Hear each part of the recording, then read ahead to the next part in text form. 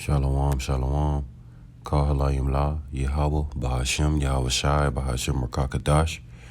Double honors to the elders and apostles at Great Millstone who rule well, and double honor to my elder as well, Ahar Wan Ben Yasha Allah of the Lions Den Camp here in Jacksonville, Florida. Salutations to the 144,000 hopeful elect, pushing this truth across the four winds, and to the 1/3 remnant believers on Yahweh Bahashem Yahweh Shai, Shalom. It's going to be a quick, Isaiah chapter 2. I'm going to get into Isaiah chapter 2, just bring a little bit of edification to the body, to the flock. So kind of getting straight into it. Salakia. But kind, man. Isaiah chapter 2, verse 1. The word that Isaiah the son of Amoz saw concerning Judah and Jerusalem, and it shall come to pass in the last days that the mountain of the Lord's house shall be established in the top of the mountains, and exalted, and shall be exalted above the hills, and the hills being the nations. You see what I'm saying? Let's see. And the Lord's house shall be established in the top of the mountains, and shall be exalted above the hills, and all the nations shall flow unto it. So come, man, when the Lord come back and establish his kingdom on heaven, on earth as it is in heaven, all the other nations and all the other kingdoms gonna be bowed down into the Israelites. They're gonna be in servitude and paying us taxes. You know what I'm saying? Like it says here, and it shall be exalted above the hills, and all the nations shall flow into it. So all the nations gonna flow into the house of the Lord, Yahweh Bashim Shah, right? Verse 3. And many people shall go and say, come ye, and let us go up to the mountain of the Lord's, to the house of the God of Jacob, and he will teach us his ways, and we will walk in his path. For out of Zion shall go forth the law, and the word of the Lord of Jerusalem. Right, verse 4. And he shall judge among the nations, and shall rebuke many people, and they shall beat their swords into plowshares, and their spears into pruning hooks. Nation shall not lift up sword against nation, neither shall they learn war anymore. So come, man, it's not going to be any more war on earth. The law is going to go forth out of Zion. The Israelites going to be ruling underneath Yahweh Shai. You know what I'm saying? Going across the four corners of the earth. You know what I'm saying? Pushing forth the law, making sure, because these other nations, they're not going to have the law, statutes, and commandments written in them. You know what I'm saying? They still going to be going off, and it's going to be our job, the 144,000, Lord willing, I'm of that number, to make sure that they follow the law, statutes, and commandments, Because, let's see, verse 5. O house of Jacob, come ye, and let us walk in the light of the Lord, Yahweh Bashim Yahweh Shai. Therefore thou hast forsaken thy people, the house of Jacob, because they be replenished from the east, and are soothsayers like the Philistines. And they please themselves in the children of strangers. Their land also is full of silver and gold, neither is there any end of their treasures. Their land is also full of horses, neither is there any end of their chariots. So come, man, and the Lord blessed us at one point in time, but our people, every time the Lord blesses us, they just get haughty. They start lifting themselves up, and they start, acting as if, can't nobody bring them down. They start to lose that humbleness every time the Lord blesses us. That's why ultimately the Lord got to put his laws, statutes, commandments in our heart before he bless us this time. We got to be changed, because the flesh will take over. You know what I'm saying? And we start getting carnal every time the Lord bless us, man. But let's see, verse 6, verse 7. Salakia. Their land also is full of silver and gold, neither is there any end of their treasures. Their land is also full of horses, neither is there any end of their chariots. Their land also is full of idols.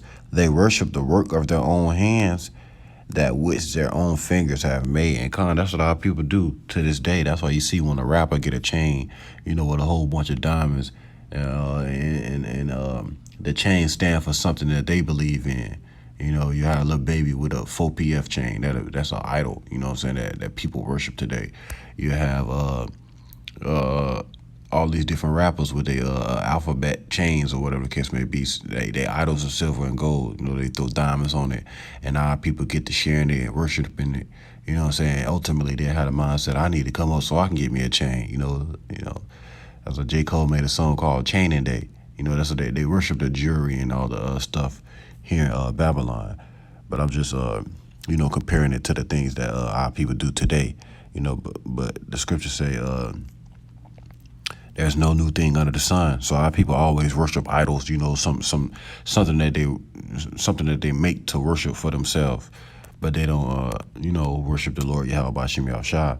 They only call upon the Lord when we in a low position. They think gain is godliness, but let's see. Verse 6, and the mean man boweth down, and the great man humbleth himself, therefore forgive them not. Enter into the rocks, and hide thee in the dust for the fear of the Lord Yahweh Bashim Yahushua, and for the glory of his majesty. The lofty looks of man shall be humbled, and the haughtiness of man shall be bowed down, and the Lord alone shall be exalted in that day. So when the Lord come back and shake terribly the earth, he only going to be exalted in that day. That's going to be a day of wrath when the Lord come in and smite the heathen and smite 2/3 of our people that act like the heathen, that's still in the same mindset, when we should be in the Passover mindset all year round. You know what I'm saying?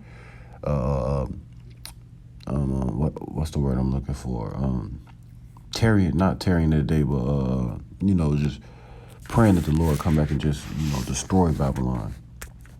You know what I'm saying? Salakia. Bakan.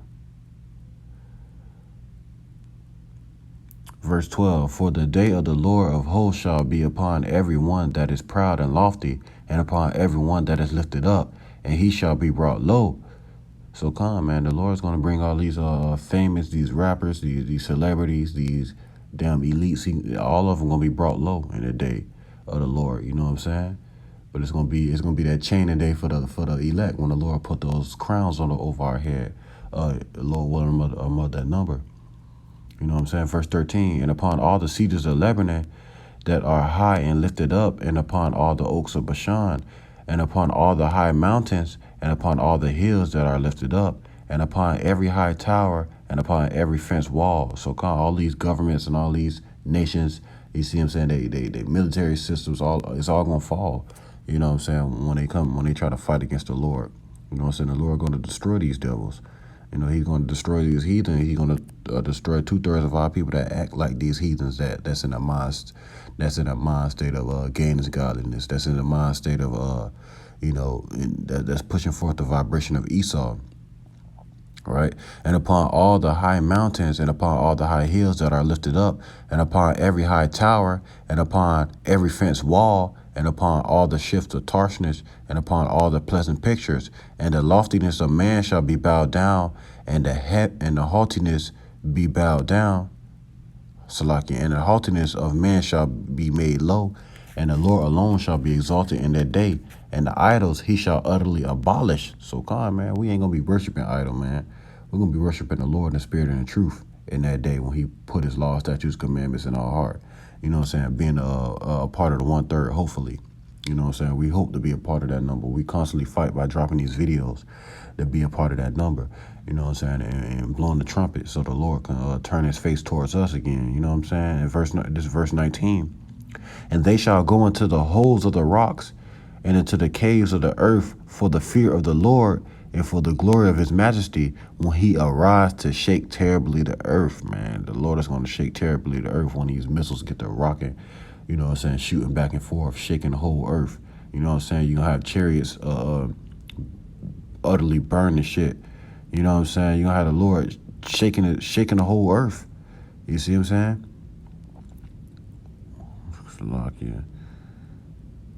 When he arises to shake terribly the earth, verse 20, and that day a man shall cast his idols of silver and his idols of gold, which they made each one for himself to worship, to the moles and to the bats, and to go into the clefts of the rocks and into the tops of the ragged rocks for the fear of the Lord and for the glory of his majesty when he arises to shake terribly the earth.